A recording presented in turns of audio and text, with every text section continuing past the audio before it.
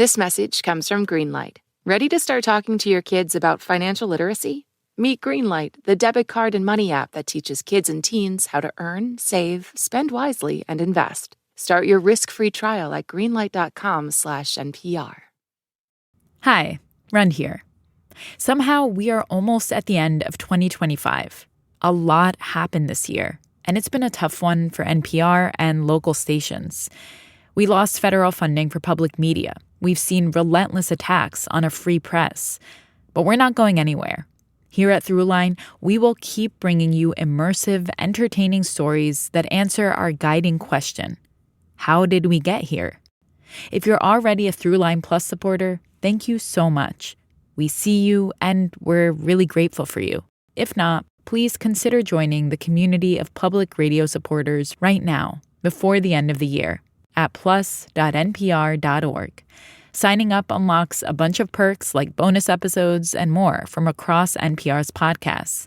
Plus, you get to feel good about supporting public media while you listen. End the year on a high note and invest in a public service that matters to you. Visit plus.npr.org today. Thanks. Welcome back to Throughline's Winter Book Club. Today, we're going to start by telling you a story. Once upon a time,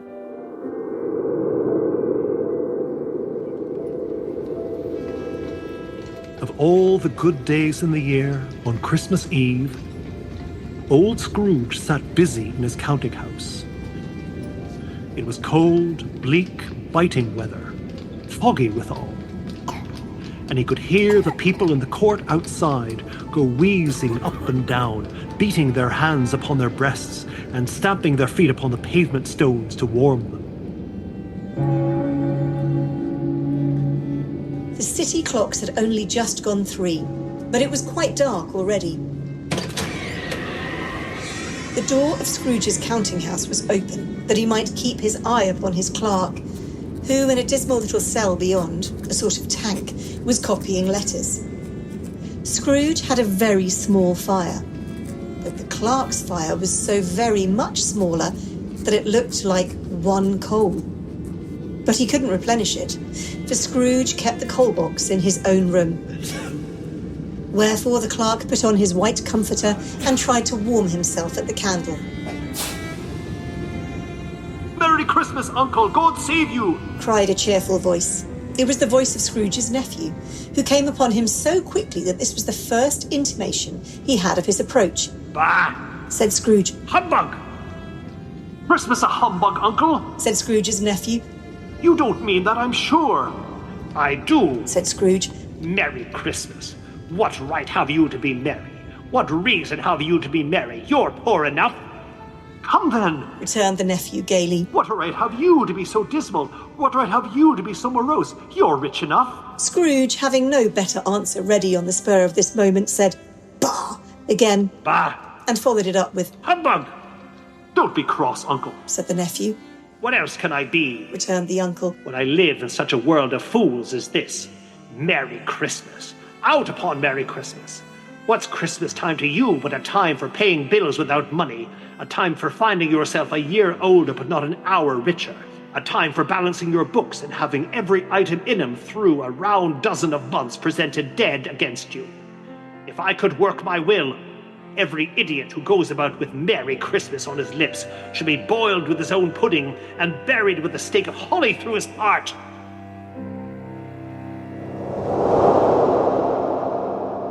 "'Tis the season to be jolly, fa-la-la-la-la-la-la-la. Merry Christmas, everybody." You've probably seen a version of A Christmas Carol. Since Charles Dickens first wrote it in 1843, there have been hundreds of adaptations, each one with its own twist. My personal favorites? Good morning, Mr. Duck. Bah Humduck, A Looney Tunes Christmas. And... Hello!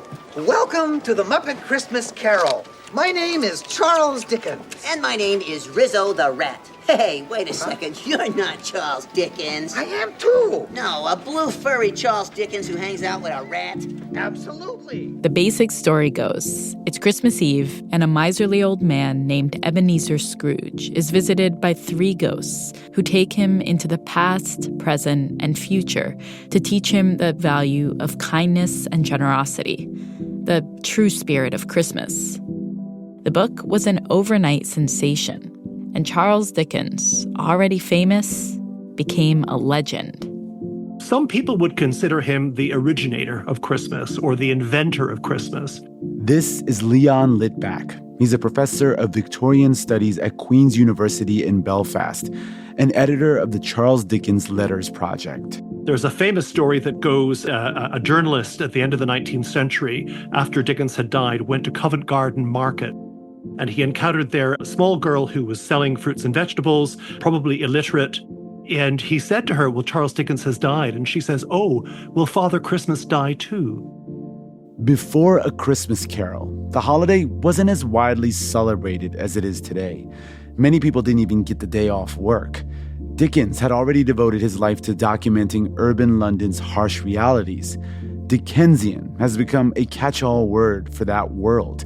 A world of unfair working conditions, meager wages, homeless families, and hungry children. I think that even more than Christmas, Dickens is well known for his championship of social issues. And he wrote a novel to represent what he saw. But of course, as the book's fame spread from England to the US and around the world, Christmas took on a life of its own. A very different one than what Dickens might have imagined. When Jingle Bells starts playing in department stores pretty much as soon as the clock strikes midnight on Halloween. Jingle bells, jingle all the way. The soundtrack to a season of spending. Hey, jingle bells, jingle all the way. Oh, what fun it is. I am the ghost of Christmas past. I'm Ramteen Arablouei. And I'm Rund Abdel Fattah. Coming up, how A Christmas Carol changed Christmas.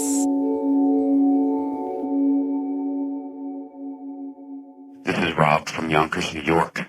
You're listening to Throughline on NPR. This message comes from BetterHelp.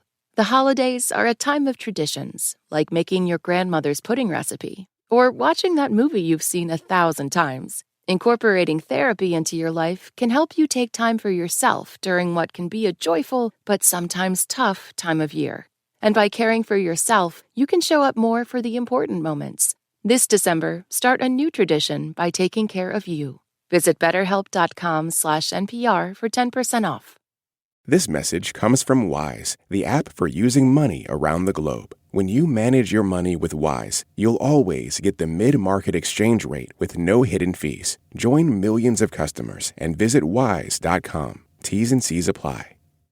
This message comes from Charles Schwab. When it comes to managing your wealth, Schwab gives you more choices, like full-service wealth management and advice when you need it. You can also invest on your own and trade on Thinkorswim. Visit schwab.com to learn more.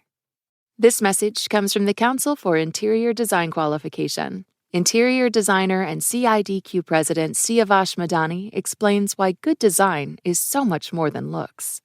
Good design is never just about aesthetics. It's about intention, safety, and impact. Being NCIDQ certified means you've qualified to protect the health, safety, and welfare of the public. Learn more at cidq.org/NPR. Part 1. Great Expectations. My teachers at primary school, she said to the class, has anybody ever heard of Charles Dickens? And I thought it was some weird joke being played on me by my parents or something.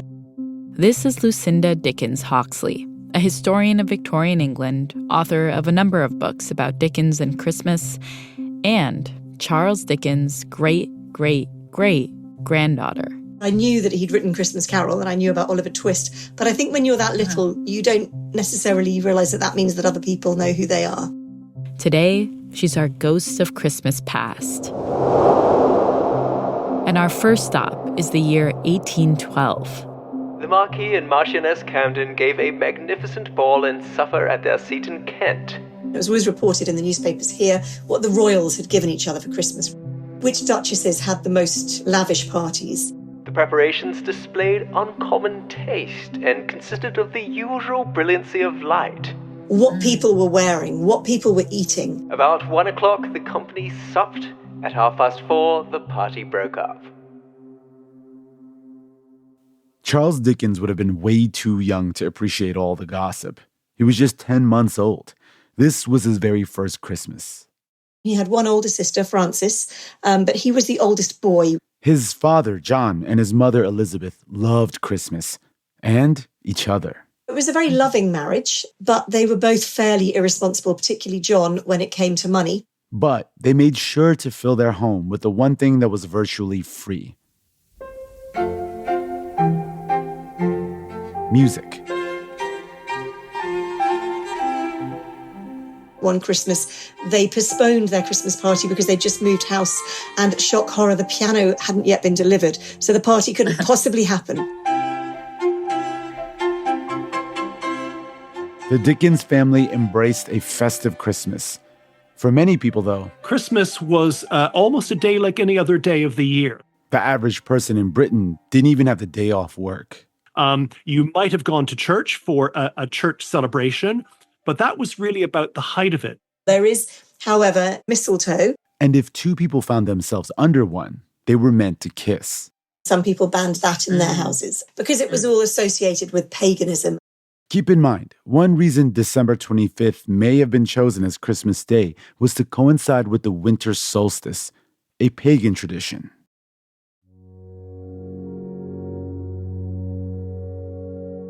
At this time, the world itself seemed to be changing meaning at lightning speed.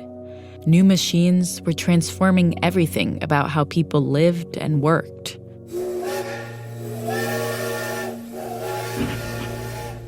When the railways first started, there are reports of people feeling that they just were unable to take the speed, which was far beyond the speed that they could travel on foot or by horse. How rapidly society was changing. You had a greater emphasis on commerce. Business was thriving. Steam power might have made the trains run, but all that commerce and business required a lot of manpower too. Though it wasn't just men working in the factories. Women and children were also keeping the machines running. They worked 12-hour days under harsh conditions and were at the mercy of their employer.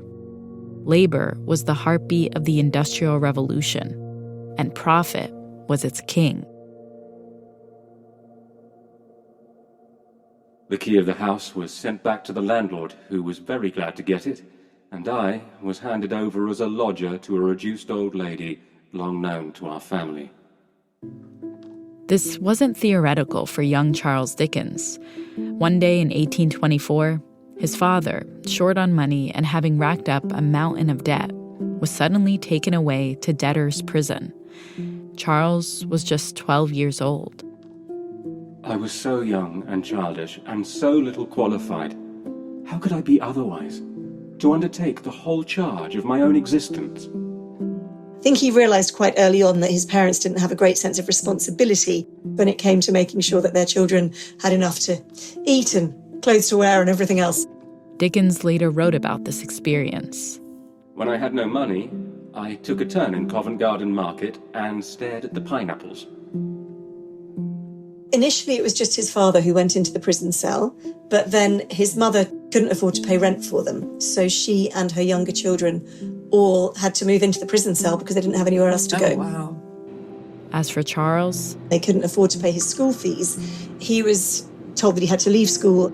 So Charles Dickens ended up in a factory that produced a liquid called blacking, and it was used for things like coach hoods and boots and front steps, anything that needed a black colour to it.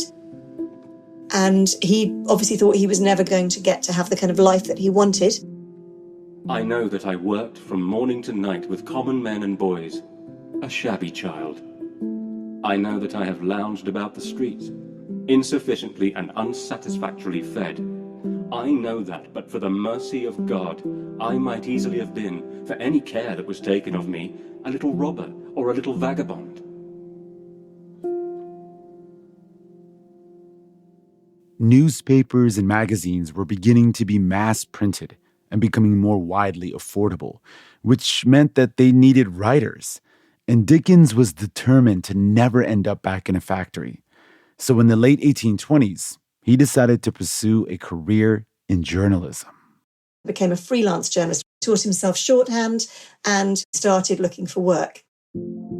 His journalism looked at every level of the world around him: cab drivers and slum dwellers, bachelors and boarding houses, parliament and the courts, hospital patients and prisoners. And while working as a reporter, he started writing short stories, and these were his first works of fiction. He'd publish them anonymously. So what you would do at the time, if you wanted to be published, you would put them through the door of a magazine and hope that they would publish them for free, just so you could see your words in print. His pen name was Boz. That was the nickname of his youngest brother, Augustus. And that collection of stories came to be known as Sketches by Boz. They gave snapshots of daily life in London. And they were a hit. His stories were just very simple, often very funny, sometimes very sad. Matrimony is proverbially a serious undertaking, like an overweening predilection for brandy and water. It is a misfortune into which a man easily falls, and from which he finds it remarkably difficult to extricate himself. A little bit like stand-up comedians do observational comedy today, where they pick up on a small element of something, and it's something that everybody can identify with and go, oh, I know someone who does that. Well, I've been in that situation myself. So it spoke to the people in general. And pretty soon, he was commissioned to work on the Pickwick Papers. His very first novel. Mr. Pickwick gazed through his spectacles for an instant on the advancing mass, and then fairly turned his back and, we will not say fled. Firstly, because it is an ignoble term, and secondly, because Mr. Pickwick's figure was by no means adapted for that mode of retreat. And then he wrote Oliver Twist. The boy was lying, fast asleep on a rude bed upon the floor, so pale with anxiety and sadness and the closeness of his prison that he looked like death. And Nicholas Nickleby. Memory, however sad, is the best and purest link between this world and a better. Eventually, he started publishing under his real name. And before he'd reached the age of 30, people all across the world began to know Charles Dickens. He just became incredibly famous. One of the things that made Dickens more popular than other writers was that his works dealt not just with the upper classes, which is what most authors of that time had done. And what Dickens did was he wrote about everybody, from aristocracy down to street sweepers. And everybody could identify with him. There is one broad sky over all the world, and whether it be blue or cloudy, the same heaven beyond. There's a very famous painting of Dickens on quite a plush upholstered chair, and he is sitting at a table, and he's got very long, flowing, dark-colored hair, and he has this youthful appearance. He wears a gold tie pin, and he looks fabulously impressive and wealthy. Because of new mass printing machines, paintings like this one could be engraved, reproduced by the thousands, and then could be circulated around the world, and people would become familiar with the image, the visual image of a person. Dickens' stories and his face were especially popular in the U.S. So in 1842, he set off on a ship. With very, very high hopes, expecting that he was going to absolutely love it. No visitor can ever have set foot on those shores with a stronger faith in the Republic than I had when I landed in America. And he thought that this great American experiment could yield lessons for the rest of the world, particularly the United Kingdom. However, what he found was not quite to his liking. All that is loathsome, drooping, decayed is here. He found, unfortunately, that there was too great an emphasis on materialism, too great an emphasis on the love of money, and too great an obsession with celebrity. He was followed down the streets with people wanting to cut off locks of his hair. Once, on a boat traveling the Great Lakes, he awoke to a, quote, party of gentlemen peering through his cabin window. He found the manners of the Americans to be appalling. There was actually a lot he found appalling. Underhanded tamperings with public officers, cowardly attacks upon opponents, with scurrilous newspapers for shields and hired pens for daggers. On one stop, he visited a prison outside Philadelphia. And he was absolutely horrified to see that black people and white people were treated completely differently, even though they were all in prison. He also traveled to the American South and was appalled by slavery. Now, I appeal to every human mind imbued with the commonest of common sense and the commonest of common humanity, and ask, can they have a doubt of the real condition of the slave? Or can they for a moment make a compromise between the institution or any of its flagrant, fearful features and their own just consciences? They got as far as Richmond, Virginia, and they were on a train, and there were two slave owners bartering over a family. And the Dickenses listened to the crying as the father was taken away. So the father was in one train carriage waiting to leave. The rest of his family, his wife and children, were in another train. He wrote very poignantly that he was grateful that he had not been a baby in a slave-rocked cradle, which is a line that still gets to me every time. He said in a letter to his friend back home, "It is not the republic of my imagination."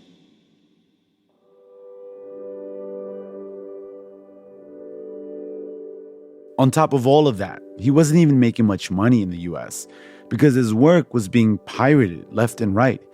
And when he got back to London, he decided to write down his observations in a book called American Notes. Americans hated it. And then his next novel kind of tanked. And his publishers started to think that this was, maybe he wasn't such a good bet after all. He had a wife and 4 kids by this point, with another one on the way, and was on the verge of falling into debt, the thing that haunted him most from his childhood. He desperately needed a new idea to get him out of the red. So he was struggling, and that was one of the things that would have been feeding his own anxiety, his fear of his own children ending up as he and his siblings had done. With the memories of his childhood replaying in his mind, Dickens found himself coming back to one thing: Christmas. It had always been a special time for his family, despite all the hardships they faced. Coming up, Charles Dickens dreams up A Christmas Carol. Hi, my name is Jessie. I live in Santa Cruz, La Laguna, Guatemala, and you're listening to Throughline from NPR. This message comes from Progressive Insurance. Progressive makes it easy to see if you could save when you bundle your home and auto policies. Try it at Progressive.com. Progressive Casualty Insurance Company and Affiliates. Potential savings will vary. Not available in all states. This message comes from the Council for Interior Design Qualification. Interior designer and CIDQ president Siavash Madani explains the value of having an NCIDQ certification. An NCIDQ certified interior designer must complete a minimum of 6 years of specialized education and work experience and pass the 3-part NCIDQ exam. All 3 exams emphasize and focus on health, safety, and welfare of the occupants. It's really about the implementation of design. Good design is never just about aesthetics. It's about intention, safety, and impact. We take the responsibility of protecting the public seriously. The space needs to be functional, safe, and accessible. To learn more about NCIDQ certification or to hire a certified designer, visit cidq.org/NPR. Part 2, A Tale of Two Cities. I'm a trapper in the Gorba pit. It does not tire me, but I have to track without a light and I'm scared. I go at 4 and sometimes 3:30 in the morning and come out at 5 and past. I never go to sleep. I would like to be at school far better than in the pit. Sarah Gooder, aged 8 years. Back in London, after his trip to the US and contemplating what his next book should be about, Dickens was sent a parliamentary report that he couldn't get out of his mind. People had been collecting hundreds of testimonials from children working in Great Britain's mines and factories. It said that Dickens wept when he read them. Isabella Reed, 12 years. I have to stoop much and creep through the water, which is frequently up to the calves of my legs. When the weather is warm, there is difficulty in breathing, and frequently the lights go out. And then he thought, well, who's going to read this? So he did what he could do best, which was to turn it into a work of fiction. He started thinking about how. Dickens was very insomniac for much of his life, so a lot of his thinking was done walking around.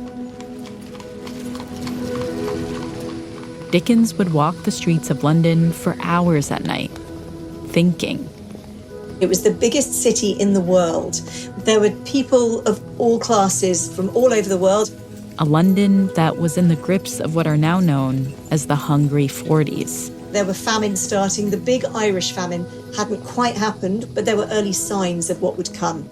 And many, many migrants were coming from Ireland to England. A kind of migrant crisis. It was absolutely overcrowded. In this society where things are allowed to progress without controls, without those kinds of social nets in which to catch the people who happen to fall through, what you're leaving behind is a trail of destitution. On his walks, Dickens would have seen people living on the streets that were filled with horse manure and human waste. London did not have a proper sewer system, sanitation system, until the 1850s. It wouldn't have smelt good. And he would have known to avoid certain areas. I read one account of an area known as Seven Dials, one of the worst slums at the time. And it was said that if you went there and you weren't from there, you could expect to get your throat cut. It was a very violent society. He would have seen children without shoes, with holes in their clothes, shivering in the chilly autumn air. Children were just treated worse than animals. You know, they were hit. Working class children were often considered kind of just expendable. The days were dark and cold. And of course, there's only so many coins you can give out, so many individuals you can help. And the more Dickens saw on his walks, the more riled up he got. A story was forming in his mind. What he called a story that would strike a sledgehammer blow on behalf of the poor man's child. Unfortunately, his publishers weren't as enthusiastic about this new Christmas book. They thought it was a very uncommercial idea. But Dickens was willing to take the gamble. It's almost like he was possessed with this desire to get this story out there. Just get those feelings into it, this feeling of his anger with the world. So he began to write.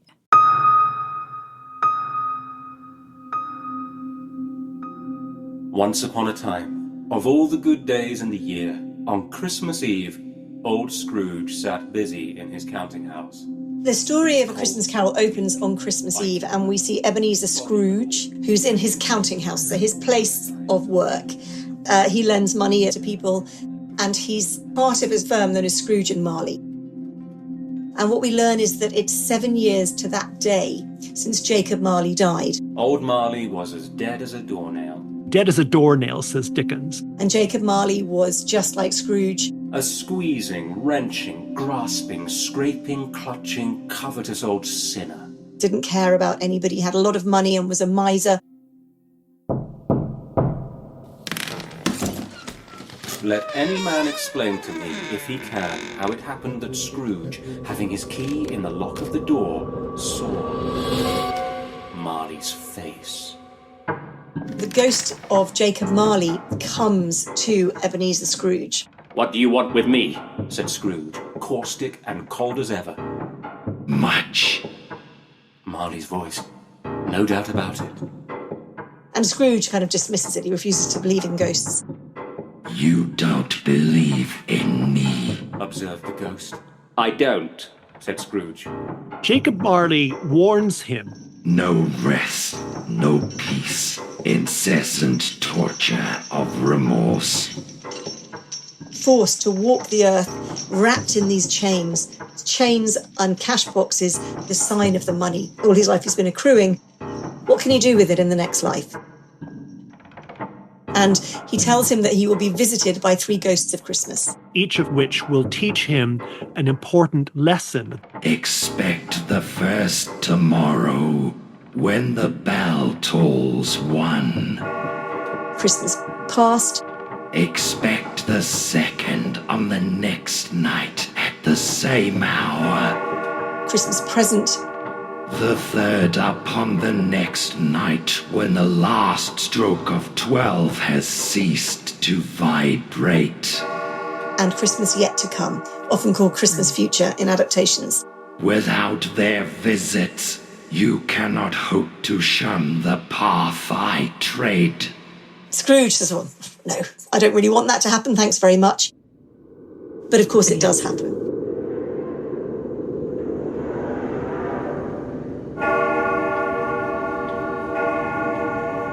The curtains of his bed were drawn aside, and Scrooge, starting up into a half-recumbent attitude, found himself face to face with the unearthly visitor who drew them. "Are you the spirit whose coming was foretold to me?" asked Scrooge. I am. "Who and what are you?" Scrooge demanded. I am the ghost of Christmas past. "Long past?" inquired Scrooge. No. Your past. And he gets taken back to his own childhood by the first ghost.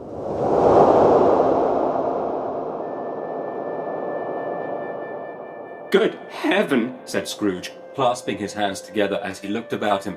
"I was bred in this place. I was a boy here."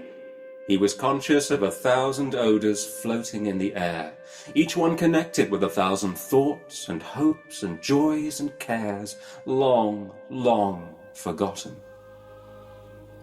And teaches him that in his past, Scrooge celebrated Christmas much more fully. Some shaggy ponies now were seen trotting towards them with boys upon their backs.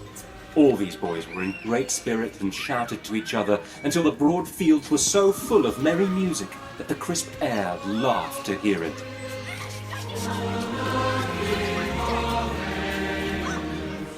The school is not quite deserted, said the ghost. He's also given the opportunity to visit himself as a schoolboy. A solitary child, neglected by his friends, is left there still. Scrooge said he knew it. And he sobbed. He's kind of lonely and destitute. And I think that also is a kind of autobiographical reflection on something within Dickens. As Scrooge grew into an adult, he began to evolve into a miser. He was not alone, but sat by the side of a fair young girl in a mourning dress, in whose eyes there were tears. Which upset his love interest. "You fear the world too much," she answered gently. "I have seen your nobler aspirations fall off one by one until the master passion, gain, engrosses you. Have I not?" She left him, and they parted. And he's left at the end of the Ghost of Christmas Past visit, disturbed by what he has found and what he's turned into. "No more," cried Scrooge. "No more. I don't wish to see it. Show me no more."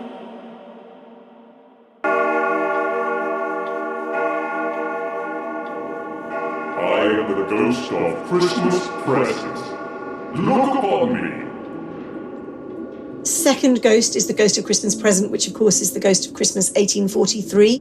He's a much more jolly kind of spirit, and his job is to show Scrooge how Christmas is celebrated in his own time. What he could be enjoying. And so he takes him, for example, to different parts of the world, to lighthouses and mines and various other places where Christmas is celebrated. Holly, mistletoe, red berries, ivy, turkeys, geese, game, poultry, brawn, meat, pigs, sausages, oysters, pies, puddings, fruit, and punch. All vanished instantly. He also takes Scrooge to the residence of Bob Cratchit. Bob Cratchit is Scrooge's clerk, who works for a very meagre wage. Scrooge is reluctant to give Bob Cratchit any time off at Christmas. What has ever got your precious father then? Said Mrs. Cratchit. And your brother Tiny Tim? And Martha weren't as late last Christmas Day by half an hour? And so he's part of the working poor, of which there were many, of course, in Victorian London. Here's Martha, mother, cried the two young Cratchits. We see Martha coming home from work and all the family being around the table together. These young Cratchits danced about the table, and in came little Bob, the father, and Tiny Tim upon his shoulder. Alas for Tiny Tim. He bore a little crutch and had his limbs supported by an iron frame. And how did little Tim behave? Asked Mrs. Cratchit. Oh, as good as gold, said Bob, and better. He told me, coming home, that he hoped the people saw him in the church because he was a cripple, and it might be pleasant to them to remember upon Christmas Day who made lame beggars walk and blind men see. Chestnuts on the fire sputtered and cracked noisily. Then Bob proposed, "A Merry Christmas to us all, my dears. God bless us." Which all the family re-echoed. God bless us, everyone, said Tiny Tim, the last of all. And he shows Scrooge that even in a household that doesn't have very much money, Christmas can still be celebrated with great joy and with great fervour. Spirit, said Scrooge, with an interest he had never felt before. Tell me if Tiny Tim will live. If these shadows remain unaltered by the future, the child will die. The chimes were ringing the 11:03 at that moment. At the end of that stave, they're called, the different sections of the carol. I see something strange, said Scrooge. The Ghost of Christmas Present presents Scrooge with these two children that he produces from beneath his cloak. Two children named Ignorance and Want. Wretched, abject, frightful, hideous, miserable. They knelt down at its feet and clung upon the outside of its garment. And the ghost says to Scrooge, They are man's. They are mankind's children. And they serve as an example of the depths to which society has sunk, particularly in how it treats its children. Dickens said of the two of them, Ignorance and Want.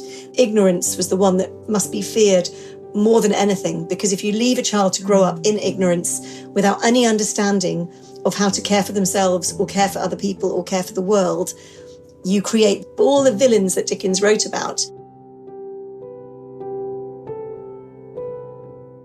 The bell struck 12. Scrooge looked about him for the ghost and saw it not.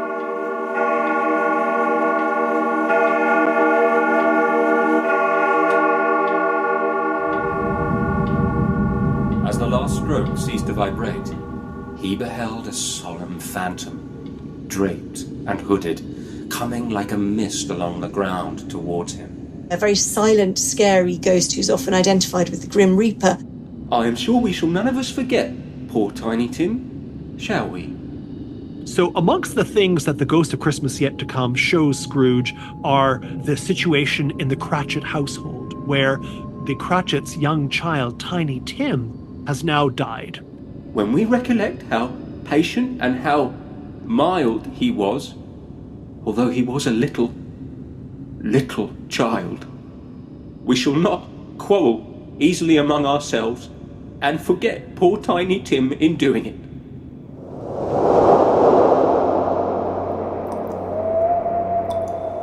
And then we're shown an image of a house that is cold. He lay in the dark, empty house, with not a man, a woman, or a child to say that he was kind to me in this or that. Am I the man who lay upon the bed? He cried upon his knees. And it turns out that this is Scrooge's own house after Scrooge has died. No, Spirit. Oh, no, no. Nobody mourns him. And at that point, Scrooge breaks down completely. Spirit, he cried, tight clutching at its rope.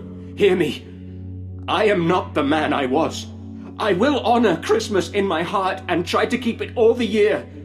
I will live in the past, the present, and the future. The spirit of all three shall strive within me. And then he wakes up, and we see him at the end calling out the window to a boy. What's today, my fine fellow? Today, replied the boy. Why, Christmas Day. Do you know whether they've sold that prize turkey that was hanging up there? Buy the biggest turkey that he can. It's hanging up there now, replied the boy. Is it? Said Scrooge. Go and buy it. And deliver it to the Cratchits as their Christmas dinner, as a kind of apology for not just how he's treated his clerk, but I suppose in a way how he's treated all of humanity.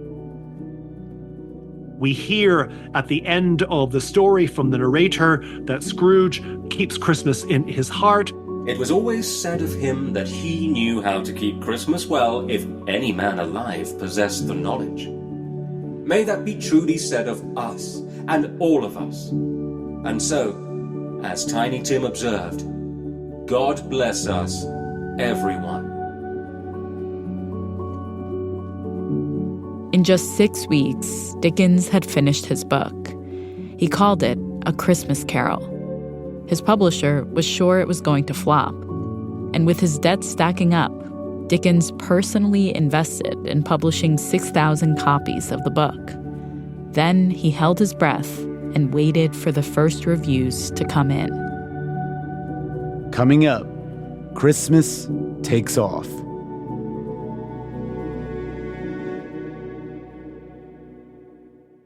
Hi, this is Adam Schaefer calling from Woodland Hills, California, and you're getting smarter because you're listening to Throughline from NPR.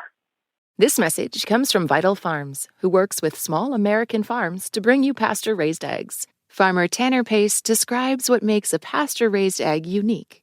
Before we first started with Vital Farms, I thought, an egg's an egg, not a big deal, but it's hard for me to even eat an egg that's not a Vital Farm egg now. Vital Farms eggs are usually brown to lighter brown in color. And when you crack a pasture-raised egg, you have to hit it harder than what a person thinks just because the shell quality is so good. And basically when that egg cracks in the skillet or bowl, that yolk is almost kind of an orange shade. And that is part of what I love about a Vital egg is just the shade of yolk.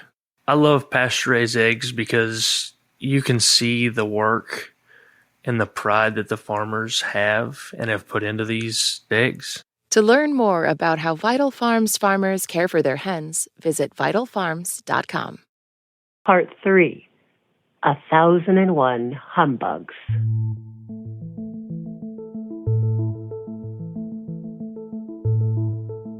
When it came out in 1843, A Christmas Carol was a sensation. The first edition sold out almost immediately. 6,000 copies in just a few days leading up to Christmas Eve. It was an instant success, a kind of overnight success.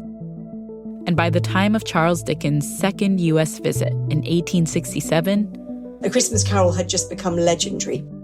Dickens traveled by train from as far south as Washington, D.C., and as far north as Maine, hosting hundreds of readings, hitting up major cities like New York and Boston.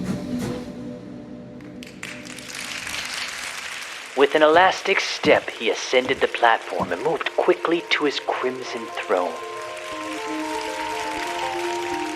The applause, meanwhile, spreading and deepening, till the whole audience joined in one universal and enthusiastic plaudit, which continued for several minutes.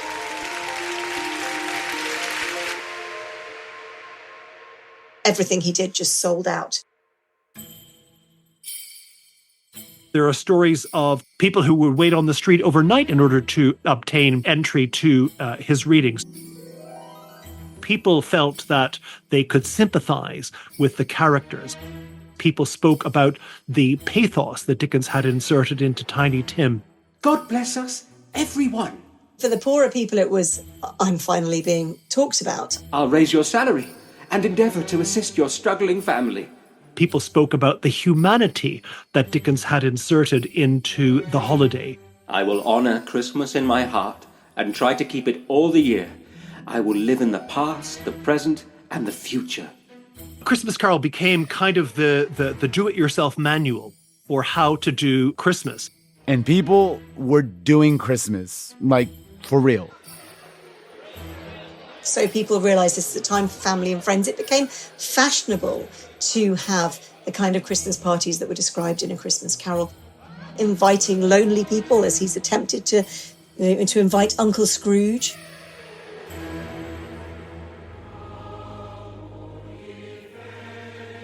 Also, we have Christmas carols, the songs that is associated with Christmas. They call up for people those memories that they have of the songs that are sung at Christmas. That's still the case, of course, because whenever you go into a store, in any place in the world virtually, you will hear Christmas music. The commercial side of Christmas was growing too. The first Christmas card was sold in 1843, the year A Christmas Carol published. The first in-store Santa appeared in Macy's department store in the 1860s. And on that U.S. trip in 1867, Dickens himself was a product. He wrote about this in his letters. The excitement of the readings continues unabated. The tickets for readings are sold as soon as they are ready, and the public pay treble prices to the speculators who buy them up. In one letter, he mentions a man who sold a ticket for $50, which is more than $1,000 today. There were often famous authors in the audience. The readings were covered in the national press. He was so famous he couldn't move without people wanting to talk to him. If I stop to look in at a shop window, a score of passers-by stop.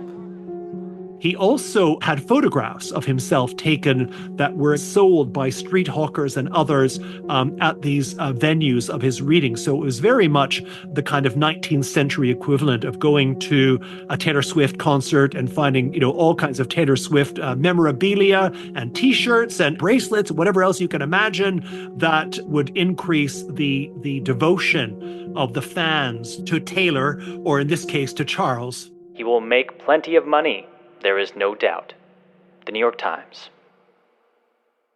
While we think of A Christmas Carol as something that is heartfelt and something that Dickens wanted to deliver as this kind of gift to the public, we mustn't forget that it was also a commercial venture, and indeed one in which Dickens himself invested. It was as much a financial decision as it was this kind of humanitarian gift that Dickens was giving to the world. He was never completely a humanitarian. He was always the consummate businessman. Okay, so a little Bob Cratchit and maybe a little Scrooge. There were ways in which A Christmas Carol did seem like it was having the kind of impact Dickens had hoped for, or at least according to the lore. There's a story that he was giving a talk in Boston, giving a reading from A Christmas Carol, and in his audience was a factory owner from Chicago who had a Scrooge-like epiphany, who went back to Chicago and said that from that time on, all his employees would get Christmas Day off, and every family who worked for him would be given a turkey every Christmas. But Lucinda Dickens Hawksley, his great-great-great-granddaughter, says that Dickens also had a healthy dose of skepticism. That turkey at Christmas was a nice gesture, but what about the 364 other days of the year? How were workers treated? Who looked out for the poor? Were things really changing for the better? Nothing was ever enough for Dickens. He was a campaigner all his life. He wrote journalism right up to the end. He never stopped being frustrated by the human condition, by, political situations.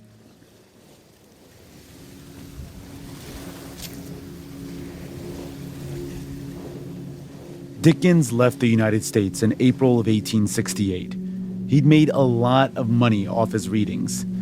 Tax inspectors had been chasing Dickens, trying to get a portion of the taxes he owed.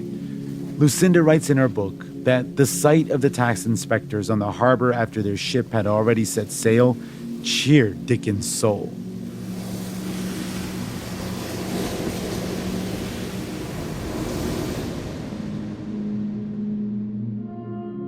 Dickens died in 1870, just a couple years after returning from his trip.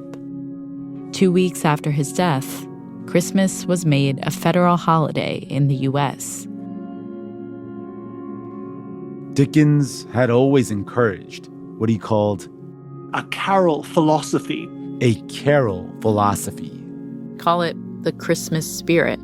Cheerful views, sharp anatomization of humbug, so that's hypocrisy, jolly good temper, papers always in season, hat to the time of the year, and a vein of glowing, hearty, generous, mirthful, beaming reference in everything to home and fireside.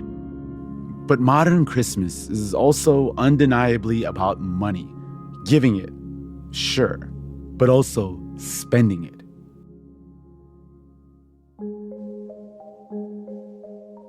What do you think the Christmas book that Dickens, if he were alive today, would look like? Oh, if I knew that, I'd write it and make my fortune. You've got the name already. You know what I mean? To be fair, I think Ebenezer Scrooge is absolutely alive and kicking in many areas of the world. There is still a huge amount of child poverty. There's so much inequality of wealth. I mean, Scrooge basically is pretty much all of us. Everybody needs to look around them and see what needs to change. Everybody needs to understand that actually nothing is going to change unless we do. We should become more familiar with our own past because the past has things to teach us. And I think that we all have a responsibility to the past. And we look towards the future, hopefully with bright hopes and with optimism. But at the same time, we have to be looking in both directions.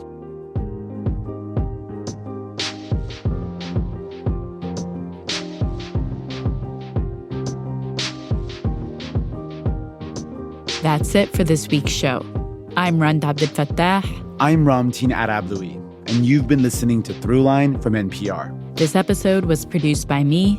And me, and Lawrence Wu, Julie Kane, Anya Steinberg, Casey Minor, Christina Kim, Devin Katayama.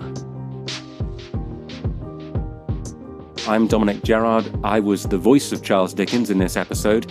I'm an actor and musician, and I host a podcast called Charles Dickens, A Brain on Fire. Voiceover work in this episode was also done by Darian Woods, Devin Katayama, Irene Noguchi, and Helen De La Haye. Thank you to Johannes Durkee, Tony Cavan, Stuart Harding, Nadia Lancey, Edith Chapin, and Colin Campbell. Fact-checking for this episode was done by Kevin Vogel. This episode was mixed by Gilly Moon.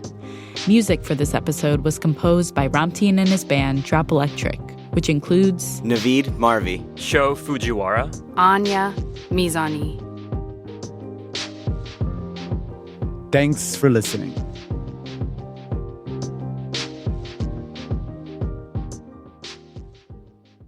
This message comes from Vital Farms, who works with small American farms to bring you pasture-raised eggs. Farmer Tanner Pace describes what makes a pasture-raised egg unique.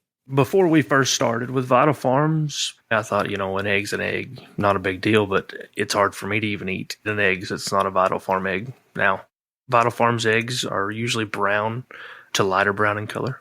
And when you crack a pasture-raised egg, you have to hit it harder than what a person thinks just because the shell quality is so good.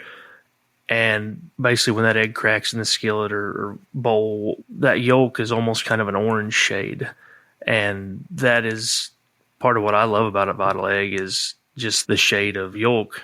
I love pasture-raised eggs because you can see the work and the pride that the farmers have and have put into these eggs.